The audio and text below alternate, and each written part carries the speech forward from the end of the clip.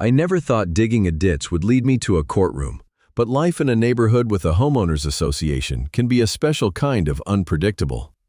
I learned the hard way that helping your neighbors can sometimes land you in a world of legal trouble, especially when the person in charge of the rules has a personal vendetta and a tenuous grasp on reality. It all started, as these things often do, with a new neighbor who had a little too much time on her hands and a deep-seated belief that her opinion should be law. My name is Jack, and for the better part of 20 years, I've lived in a quiet subdivision called Oakwood Creek. It's the kind of place where people wave when you drive by, and kids still ride their bikes in the street until dusk. I own a small landscaping and light excavation business, a one-man operation with a trusty Ford F250 and a compact excavator on a trailer that I park neatly beside my garage. I'm good at what I do, and I've always believed in being a good neighbor. If a tree branch falls in someone's yard, I'll help them cut it up.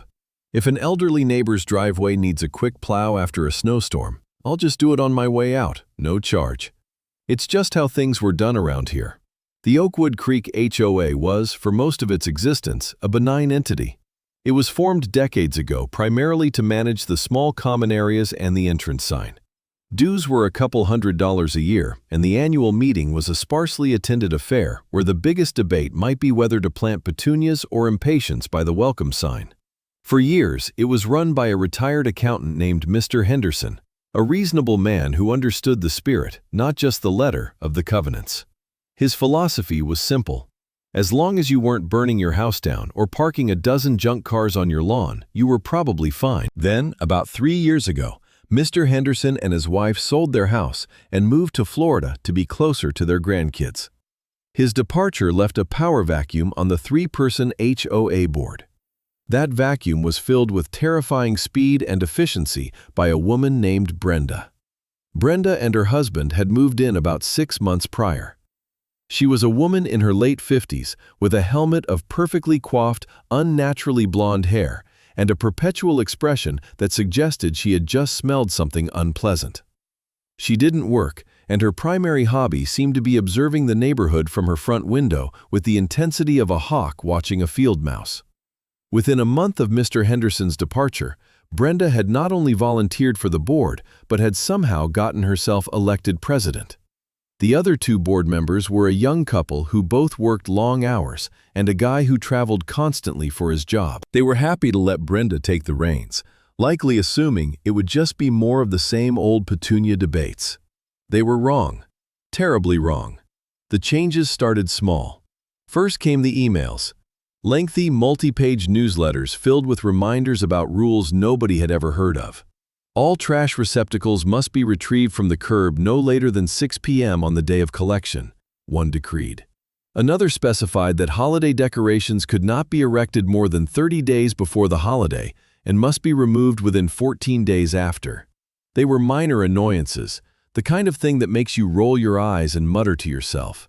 Most of us just chalked it up to new management enthusiasm and figured she'd calm down eventually. She did not calm down. The newsletters became more frequent, the rules more specific and esoteric.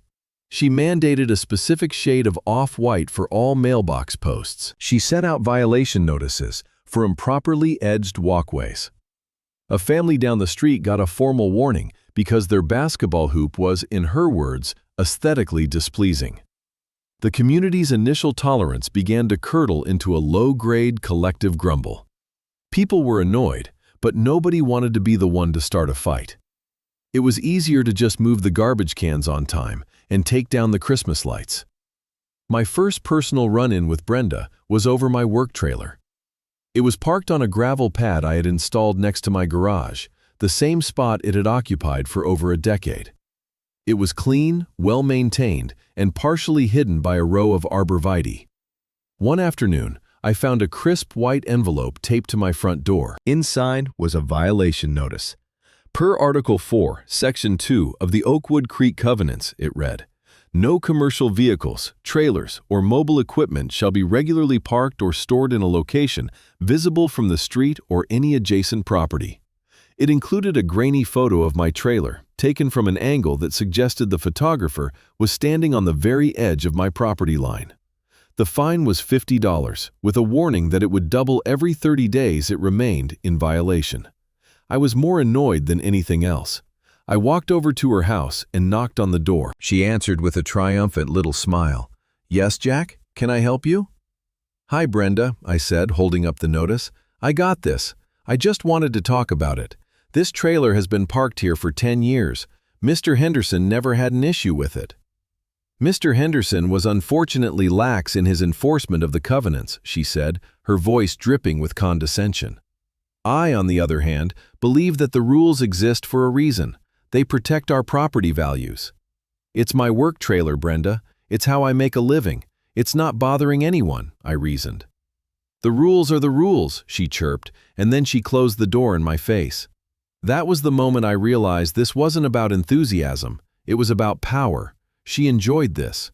I ended up building a 6-foot privacy fence extension to completely hide the trailer from view, a solution that cost me a weekend and a few $100s in materials.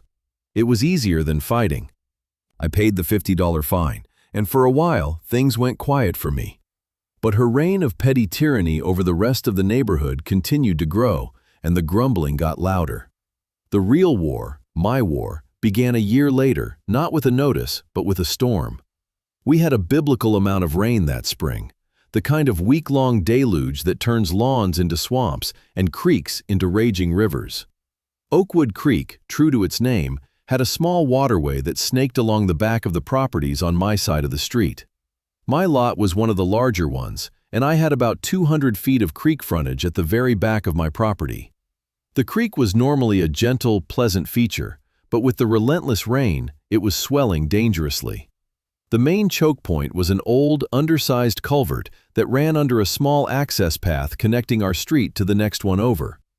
Debris, branches, leaves, and other junk had washed down and completely clogged it. Water was backing up, flooding the backyards of several houses, including the home of my next-door neighbor, Mrs. Gable. Mrs. Gable was a widow in her 80s who had lived in her house since it was built. She was a sweet woman who spent most of her days tending to her immaculate garden. Now that garden was under a foot of murky brown water, and it was creeping steadily toward her back porch. I saw her standing at her window, looking distraught. The town's public works department was swamped with calls from all over, and they'd told her it might be days before they could get to our little culvert. I couldn't just stand by and watch her garden drown. This was exactly the kind of situation my excavator was made for. I fired up the F250, hitched up the trailer, and drove the machine down my long driveway to the back of my property. The culvert was right at the edge of my land, bordering a narrow strip of soggy grass that was designated as HOA common area. The clog was a massive tangle of limbs and muck, and the water was a churning mess. It took me about an hour of careful work, reaching into the muck with the excavator's bucket, pulling out huge clumps of debris, and piling it on my own property to be dealt with later. I was careful not to disturb the banks any more than necessary. Finally, with a great sucking sound, the blockage gave way. The water level began to drop almost immediately. Within another hour, Mrs. Gable's garden was merely soaked instead of submerged. She came out onto her porch and waved, her face a mask of relief. I gave her a thumbs up and started cleaning up my equipment. I felt good. I had the tool, I had the skill, and I had helped a neighbor in need. It was the most natural thing in the world. It was then that I heard the voice. "What do you think you are doing?" I turned off the excavator and swiveled in my seat. Brenda was marching across the soggy common area toward me, her arms crossed, her face a thundercloud. She was wearing a bright yellow raincoat and pristine rain boots that had somehow remained mud-free. "I was just clearing the culvert, Brenda," I said, gesturing to the now flowing creek. It was backing up and flooding everyone's yards. "You were operating heavy machinery on Homeowners Association common property without authorization," she snapped. Her eyes weren't on the cleared culvert or the receding water. They were on the tire tracks my excavator had left on the soggy turf. "You have performed an unauthorized modification of a common drainage feature." I blinked, trying to process the sheer absurdity of her statement. "Brenda, I was stopping a flood." Mrs. Gable's house was about to get water inside. I didn't touch your common area any more than I had to. The culvert itself is right on my property line. That is not your determination to make, she said, her voice rising.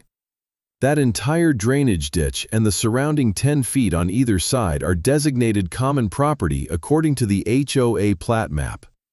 You have trespassed, and you have caused significant damage. I had lived here for 2 decades. I knew my property lines. No, it isn't, I said, my patience starting to fray. The creek bed is the line. Everything on this side is mine.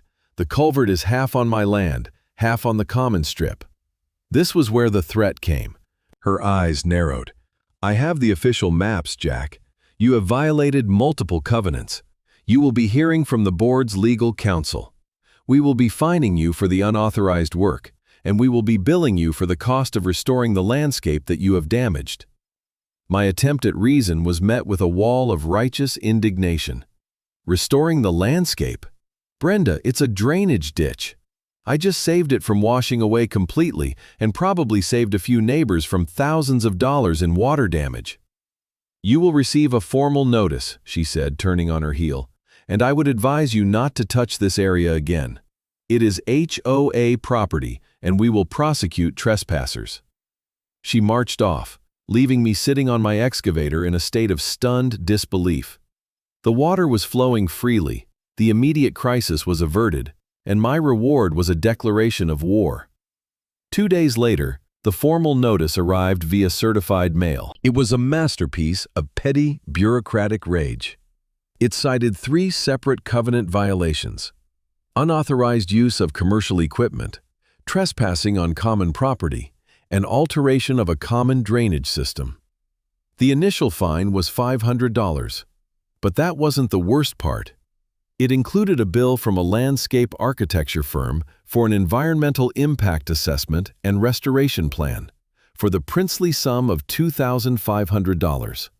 And it stated that if I did not pay within 30 days, a lien would be placed on my property. This was no longer about mailbox colors. This was a direct, serious financial and legal attack. I tried to reason with her one more time. I wrote a calm, factual letter back to the board, explaining the emergency situation with Mrs. Gable's property, and I included a copy of the property description from my deed, which clearly stated my boundary extended to the median line of the creek. I sent it via certified mail. I received no direct reply. Instead, a week later, I came home from a job to find 2 men from a cheap fencing company pounding metal stakes into the ground. They were stringing a bright orange plastic construction fence along the line that Brenda had unilaterally decided was the property boundary. This new border was a good 15 feet inside what I knew to be my property. It cut off a significant chunk of my backyard, and worse, it completely blocked the informal stone path Mrs. Gable used to access the back of her garden. The fence was erected in such a way that it actually created a dam, causing the rainwater that was still falling to pool up right against the foundation of her garden shed. I went out and spoke to the workers. They were just following the work order they'd been given by the HOA president. They had no idea about the dispute. I watched them finish, my frustration escalating to a cold fury. This wasn't just about me anymore. Her obsession with control was now actively harming an elderly woman. Mrs. Gable called me later that day, her voice trembling. She couldn't get to her prize-winning roses. She was worried the water would rot the base of her shed. That was the breaking point. This had gone far beyond a simple disagreement. Brenda was using the HOA's authority and funds to wage a personal vendetta, and she was hurting innocent people in the process. My passive, let's be reasonable, approach had failed spectacularly. It was time to fight back, but I knew I couldn't do it alone. I needed professional help. The next morning, I called a lawyer. I found a firm that specialized in real estate law and, specifically, HOA disputes. I made an appointment with a senior partner named Mr. Thompson. He was a man in his 60s with a calm, reassuring demeanor and eyes that had clearly seen every kind of neighborhood squabble imaginable. I laid out the whole story, from the first notice about my trailer to the new orange fence in my yard.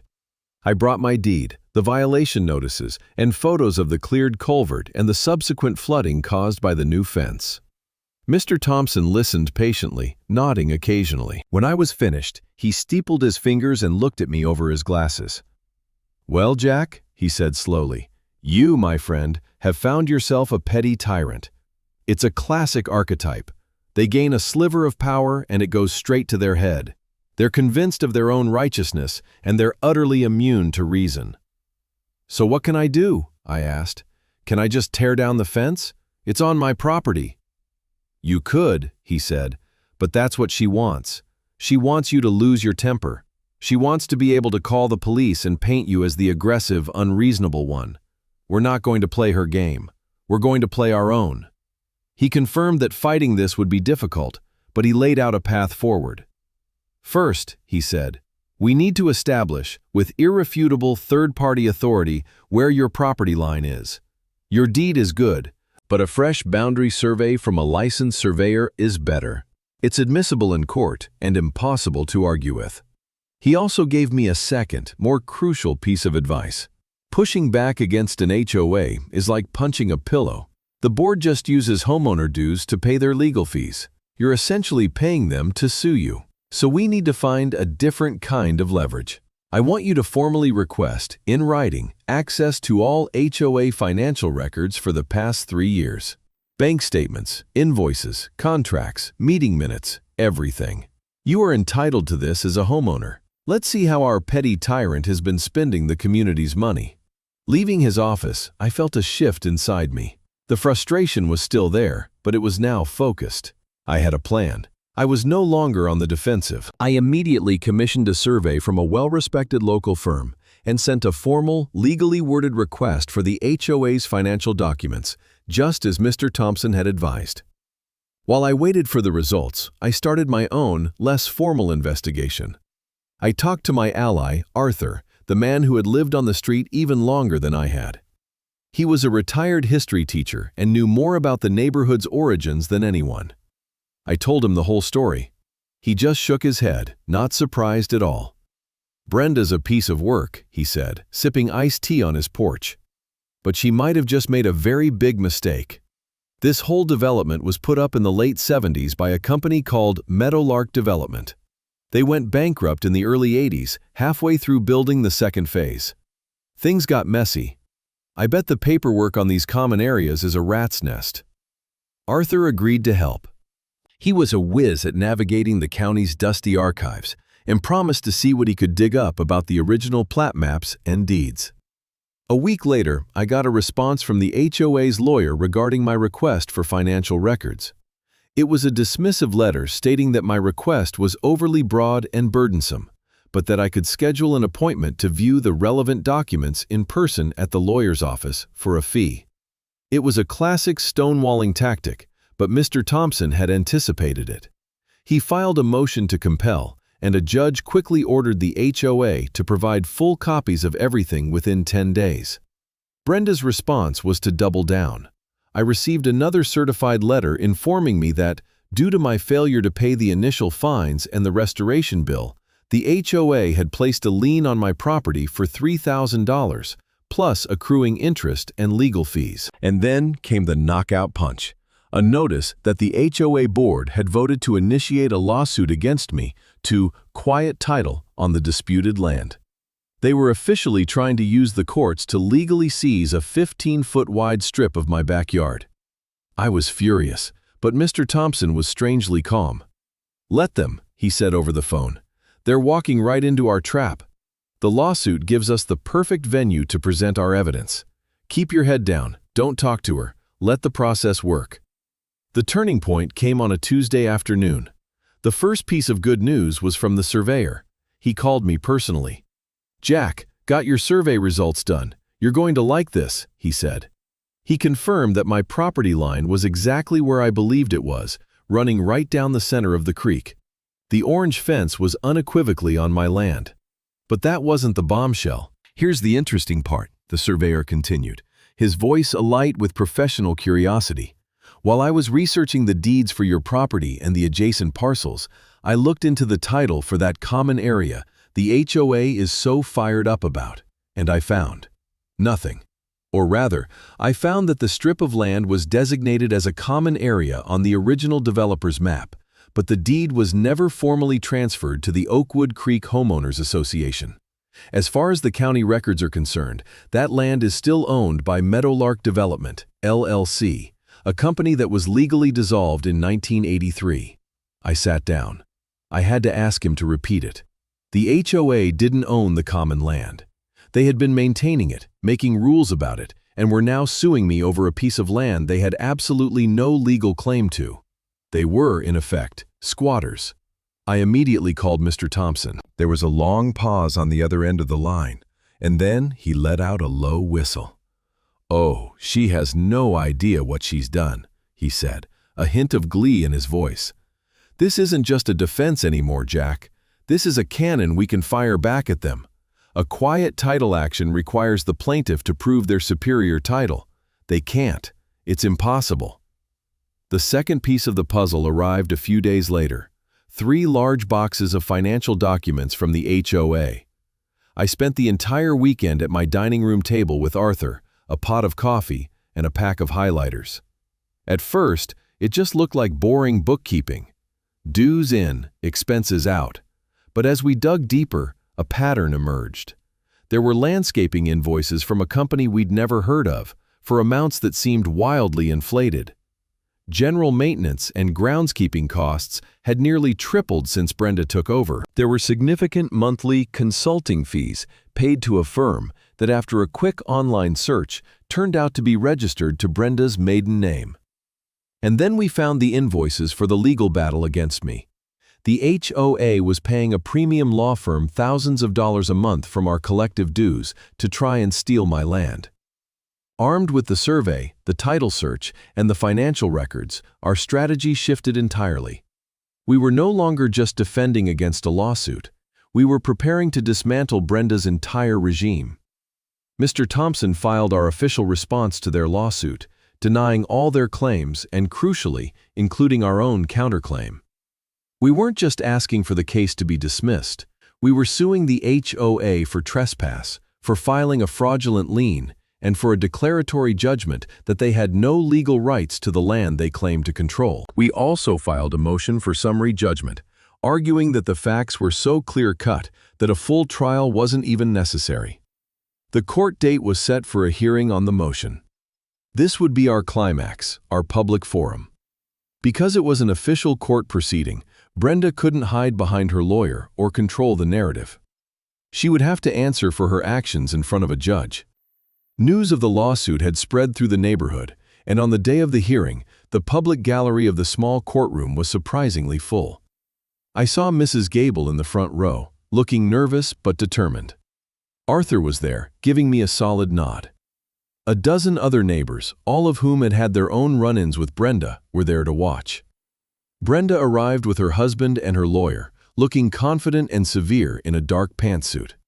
She surveyed the crowd of neighbors with a look of disdain, as if their presence was an affront. She took her seat at the plaintiff's table, whispering instructions to her attorney, the picture of self-assured authority. She had no idea the ground was about to crumble beneath her. The judge, a no-nonsense man named Judge Miller, called the case. The HOA's lawyer went first, laying out their argument. He spoke of the sanctity of the covenants, the need for order, and the flagrant disregard for community standards shown by me. He presented their evidence, a blurry, photocopied map from the original sales brochure and photos of the tire tracks on the grass. He painted a picture of me as a rogue operator who had damaged community property for his own convenience. Then it was Mr. Thompson's turn. He calmly stood up. "Your Honor, we believe this matter can be resolved quite quickly. The plaintiff's entire case rests on a single, faulty premise, that they own the land in question. They do not." He called the licensed surveyor to the stand. The surveyor presented his official, stamped boundary survey. He explained with clear, professional certainty that my property line extended to the middle of the creek, and that the orange fence was built entirely on my private land. The judge examined the survey with interest. Then Mr. Thompson moved to the bigger issue.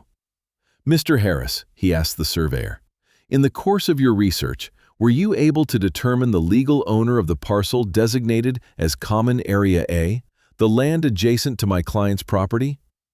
Yes, the surveyor said. According to the official records of this county, that parcel is still titled to Meadowlark Development, a defunct corporation. A murmur went through the gallery. Brenda's lawyer shot to his feet. Objection, Your Honor. This is irrelevant. Overruled, the judge said, his eyes now fixed on the survey and the accompanying title report Mr. Thompson had just placed on his bench. I find this very relevant. Please continue, Mr. Thompson. Mr. Thompson then called his next witness, Brenda. As she walked to the stand, her confident facade began to crack. She looked shaken. Mr. Thompson was polite but firm. Mrs. Smith, he began, you are the president of the Oakwood Creek HOA, correct? Yes, I am. And in your capacity as president, you authorized the filing of this lawsuit to quiet title on a piece of land you believed belonged to the HOA. Yes, it is our common area, she said defiantly. On what do you base that belief? Mr. Thompson asked. It's on the maps. It's always been the common area. But the HOA doesn't have a deed for it, does it, Mrs. Smith? Brenda hesitated. That's a procedural matter. It's clearly intended. Mr. Thompson cut her off. Yes or no, Mrs. Smith, does the Homeowners Association possess a legal, recorded deed for the land you are suing my client over? Her lawyer tried to object again, but the judge waved him down. Answer the question, ma'am. No, she finally mumbled, the word barely audible. The judge leaned forward, his expression now one of open disbelief. Let me get this straight, he said, his voice booming in the quiet room. You are suing this man to claim ownership of land that you, yourself, do not own. He looked from Brenda to her lawyer. Is this some kind of a joke? Brenda sputtered, but he damaged it. It's our responsibility. The judge held up a hand, silencing her. You are the president of a homeowners association. You have a fiduciary duty to the members of that association. Have you been using their dues to maintain, and now litigate over, land that the HOA has no legal title to? This was the moment her authority completely collapsed.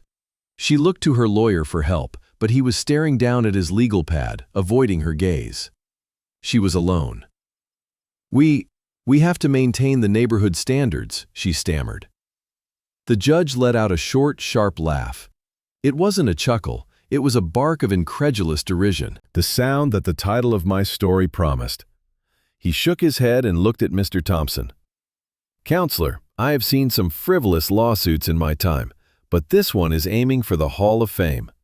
You are suing a man for trespassing on land you were trespassing on yourself. He turned his glare back to Brenda. The plaintiff's case is dismissed with prejudice. The lien on Mr. Miller's property is to be vacated immediately. I am granting the defendant's motion for summary judgment on their counterclaim. And I am awarding the defendant full reimbursement for all legal fees and costs associated with this. This nonsense. He wasn't done. He picked up the stack of financial records we had submitted as evidence. And furthermore, he said, his voice dropping to a serious, menacing tone, I am deeply concerned by what I see here. The use of community funds to pursue a baseless and personal vendetta, not to mention these highly questionable consulting fees. I am going to recommend that the District Attorney's Office take a very close look at the financial administration of the Oakwood Creek Homeowners Association. Brenda went pale. She looked like she had been physically struck. The judge banged his gavel. We are adjourned. The courtroom erupted in quiet celebration. Mrs. Gable hugged me. Arthur clapped me on the back. Brenda and her husband practically fled the room, her lawyer trailing behind them, looking utterly defeated. We had won. It wasn't just a victory, it was a total and complete vindication. The aftermath was swift and brutal for Brenda. As the judge had promised, the district attorney's office launched a formal investigation into the HOA's finances. It didn't take them long to unravel the scheme. The consulting firm was a shell company Brenda had set up. She had been paying herself nearly $2,000 a month out of the HOA's operating budget. The inflated landscaping invoices were from a company owned by her cousin, with kickbacks coming back to her. It wasn't just incompetence, it was straight-up embezzlement and fraud. 6 months after the court hearing, Brenda was charged with multiple felonies. She pleaded guilty to avoid a trial and was sentenced to 2 years of probation, 500 hours of community service, and was ordered to pay full restitution to the HOA, a figure that amounted to over $40,000. They had to sell their house to pay the legal bills and the restitution. The last I heard, they had moved out of state to live with her sister. Her reign was over, ending not with a bang, but with a criminal conviction and public humiliation. My own vindication was complete. The fraudulent lien was removed from my title. The HOA, now under new management, sent me a check for every penny I had spent on Mr. Thompson's fees. The first official act of the new, temporary board, headed by my friend Arthur, was to hire a crew to permanently remove the ugly orange fence from my property. I made a point of being there when they did, and I used my excavator to help them pull the metal stakes out of the ground. It was deeply satisfying. With Brenda gone and the old board having resigned in shame, the community began to heal. Arthur and the temporary board did a fantastic job of reforming the entire structure. They hired a professional, third-party management company to handle the finances transparently. They went through the covenants with a fine-tooth comb, working with a lawyer to eliminate all the petty, unenforceable rules and clarify the ambiguous ones. The new bylaws were based on reason and respect, not control. The annual dues were even lowered, since they were no longer funding a personal slush fund and frivolous lawsuits. The issue of the common land was resolved sensibly. The new board worked with the town to have the orphaned parcel legally dedicated as a public parklet. The town now maintains the grass and the culvert, which they upgraded to a properly sized one the following year. The neighborhood returned to its former state of quiet cooperation, only now it was stronger. The shared experience of dealing with Brenda had brought people together. Neighbors talked to each other more. There was a new sense of shared ownership and vigilance. We had learned a valuable lesson about what can happen when good people stay silent for too long. A year or so after the legal drama had concluded, I was in the local grocery store, picking up a few things for dinner. As I rounded the corner into the canned goods aisle, I saw her. It was Brenda. She looked diminished. Her perfect helmet of hair was gone, replaced by a simple, unstyled cut that was showing its gray roots. She was wearing a plain tracksuit and looked tired. She saw me at the same moment I saw her. For a second, a flash of the old anger and arrogance crossed her face, but it was quickly replaced by something else, shame. She dropped her gaze to the floor, grabbed a can of soup without even looking at the label, and hurried away down the aisle, her shoulders hunched. I didn't feel anger or triumph watching her scurry away. I just felt a strange sort of pity. Her quest for absolute power over a few dozen suburban houses had cost her everything. Her home, her reputation, her savings. She had become a pathetic, defeated figure, a ghost haunting the aisles of a grocery store. I didn't need an apology from her. Her self-inflicted exile was a more eloquent statement than any words could be. Looking back on the whole ridiculous saga, it feels like a fever dream. It's a testament to how a small amount of unchecked power can warp a person's perspective and poison a community. Brenda wasn't just a nuisance. She was a bully who used a rule book as a weapon. She thought the covenants gave her the right to harass her neighbors and bend the world to her will. What she failed to understand is that a community isn't built on rules and fines. It's built on mutual respect, on helping a neighbor whose garden is flooding, on the simple decency of leaving people alone to live their lives. The strength we found as a neighborhood came from standing up to that bully, together. It came from people like Arthur digging through dusty records, and Miss Gable showing up to court to offer silent support, and a dozen other families willing to stand in a courtroom and watch justice be done. Tyrants, even petty ones, thrive on apathy and intimidation. They create their own downfall when they push one reasonable person just a little too far, forcing them to dig, both literally and figuratively, for the truth. Today, Oakwood Creek is more peaceful than ever. The HOA is practically invisible, which is the highest compliment you can pay such an organization. The entrance has lovely, well-tended petunias every summer. Nobody cares what color your mailbox post is. My trailer is parked back on its gravel pad, unobscured by a fence, and nobody has said a word about it. Sometimes, when I'm working in my yard near the back of my property, I'll look over at the creek, flowing clear and unobstructed through the new, properly sized culvert. I see the path where the ugly orange fence once stood, now just a seamless part of my lawn. And I think about the fact that I'm just a guy with an excavator who likes to be left alone. I never wanted to be a community champion or a legal warrior, but I learned that sometimes, to protect your peace, you have to be willing to go to war.